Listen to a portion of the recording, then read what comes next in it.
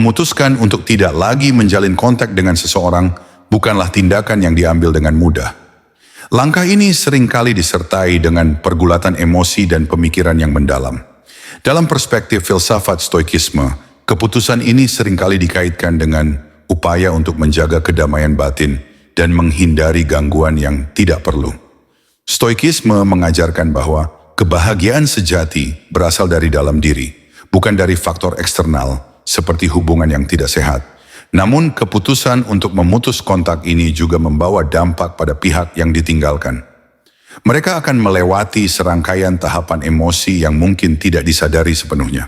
Video ini akan membahas 7 tahapan yang umumnya dialami seseorang ketika Anda memutuskan untuk menghentikan komunikasi dengan mereka, disertai refleksi dari sudut pandang stoikisme. 1. Kebingungan. Tahap pertama yang mereka alami adalah kebingungan. Saat Anda tiba-tiba berhenti berkomunikasi, mereka mungkin tidak segera memahami alasan di balik keputusan tersebut. Kebingungan ini seringkali dipicu oleh kurangnya penjelasan yang Anda berikan. Dalam situasi ini, mereka mungkin bertanya-tanya apa yang salah dan mencoba mencari jawaban dari perilaku Anda. Pertanyaan seperti, apakah saya melakukan sesuatu yang salah? Atau, mengapa hal ini terjadi? Mungkin terus terlintas di benak mereka. Kondisi ini dapat menciptakan rasa tidak pasti yang cukup mengganggu. Dari sudut pandang stoikisme, kebingungan adalah hasil dari ekspektasi yang tidak sejalan dengan kenyataan. Filosofi ini mengajarkan bahwa ketenangan batin dapat dicapai dengan menerima apa yang berada di luar kendali kita. Ketika Anda memutus kontak, tindakan ini menjadi pelajaran tak langsung bagi mereka untuk mulai melepaskan ekspektasi terhadap orang lain. Dalam jangka panjang, kebingungan ini bisa menjadi momen refleksi untuk memahami hubungan secara lebih objektif. Meskipun awalnya sulit diterima, hal ini dapat membuka pintu bagi kesadaran baru tentang hubungan dan nilai-nilai yang sebenarnya penting dalam hidup. 2. Penyangkalan. Setelah kebingungan, tahap berikutnya adalah penyangkalan. Mereka mungkin berusaha meyakinkan diri bahwa situasi ini hanya sementara atau kesalahpahaman belaka. Penyangkalan adalah mekanisme pertahanan alami yang digunakan seseorang untuk menghindari rasa sakit emosional yang datang akibat kehilangan. Dalam tahap ini, mereka mungkin mencoba menghubungi Anda beberapa kali, berharap Anda akan kembali berkomunikasi seperti biasa. Mereka juga mungkin menciptakan narasi di kepala mereka yang berfungsi untuk merasionalisasi situasi. Seperti, dia hanya butuh waktu sendiri atau ini hanya masalah kecil yang akan selesai sendiri. Stoikisme menekankan pentingnya menghadapi kenyataan sebagaimana adanya. Penyangkalan hanya menunda proses penerimaan yang sebenarnya merupakan langkah penting menuju ketenangan batin.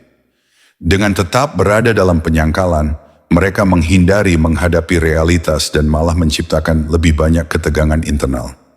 Dalam jangka panjang, tahap ini perlu dilalui untuk mencapai pemahaman yang lebih mendalam. Meski sulit, menghadapi kenyataan adalah langkah pertama untuk melepaskan diri dari ilusi dan mulai membangun kembali kekuatan emosional mereka. Ketiga, kemarahan. Ketika penyangkalan tidak lagi dapat dipertahankan, kemarahan seringkali muncul. Mereka mungkin merasa terluka dan marah karena merasa ditinggalkan atau tidak dihargai. Kemarahan ini dapat diekspresikan secara langsung kepada Anda atau melalui perilaku pasif-agresif. Mereka mungkin mengungkapkan kekecewaan melalui pesan, komentar kepada teman, atau bahkan perilaku yang menunjukkan ketidakpuasan terhadap keputusan Anda. Menurut Stoikisme, kemarahan adalah emosi destruktif yang berasal dari keinginan untuk mengendalikan sesuatu di luar kendali kita. Filosofi ini mengajarkan bahwa kita tidak dapat mengendalikan tindakan orang lain, tetapi kita dapat mengendalikan respons kita terhadapnya. Kemarahan seringkali menjadi penghalang bagi pemahaman yang lebih dalam. Dalam perspektif Stoik, penting untuk mengalihkan fokus dari menyalahkan orang lain menuju introspeksi diri. Meski awalnya sulit, mereka dapat belajar dari kemarahan ini bahwa memaksakan kendali atas hal-hal di luar diri, mereka hanya akan membawa penderitaan. Dengan waktu, mereka akan mulai melihat bahwa keputusan Anda didasarkan pada alasan yang lebih besar, bukan sekadar keinginan untuk melukai. 4. Negosiasi. Pada tahap ini, mereka mungkin mencoba untuk mengembalikan hubungan dengan menawarkan kompromi atau perubahan. Negosiasi adalah upaya untuk menghindari kehilangan sepenuhnya dengan mencari jalan tengah yang memungkinkan hubungan tetap berlanjut. Misalnya, mereka mungkin mengatakan, "Jika aku berubah, apakah kita bisa memperbaiki hubungan ini?" Atau mencoba menarik simpati Anda dengan mengingatkan masa-masa indah bersama. Dalam perspektif Stoikisme, negosiasi ini adalah cerminan dari ketidakmampuan untuk menerima kenyataan.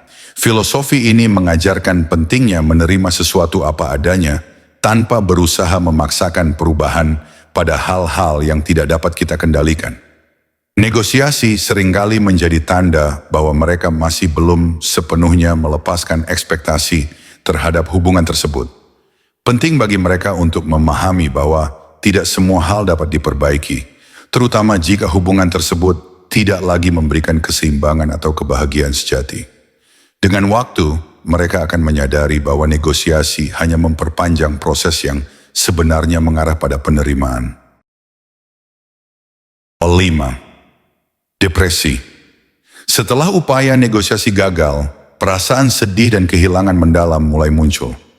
Depresi adalah tahap di mana mereka benar-benar merasakan dampak emosional dari keputusan Anda untuk memutus kontak. Perasaan ini dapat mencakup kesedihan, rasa bersalah, dan perasaan tidak berharga. Mereka mungkin merasa kehilangan arah atau meragukan nilai diri mereka karena merasa ditolak. Stoikisme memandang kesedihan sebagai bagian alami dari kehidupan manusia. Namun filosofi ini juga mengajarkan bahwa penderitaan seringkali disebabkan oleh cara kita memandang situasi, bukan situasi itu sendiri. Depresi yang muncul dapat menjadi kesempatan bagi mereka untuk mengeksplorasi makna hidup dan hubungan mereka. Dalam perspektif Stoik, penting untuk menerima perasaan ini sebagai bagian dari proses penyembuhan. Dengan memahami bahwa perasaan tersebut bersifat sementara, mereka dapat mulai melepaskan diri dari beban emosi dan fokus pada hal-hal yang dapat mereka kendalikan. 6. Penerimaan. Tahap ini adalah momen di mana mereka akhirnya menerima kenyataan bahwa hubungan telah berakhir. Penerimaan tidak berarti mereka tidak lagi peduli, tetapi lebih kepada pemahaman bahwa hubungan tersebut tidak dapat dipertahankan tanpa merugikan salah satu pihak.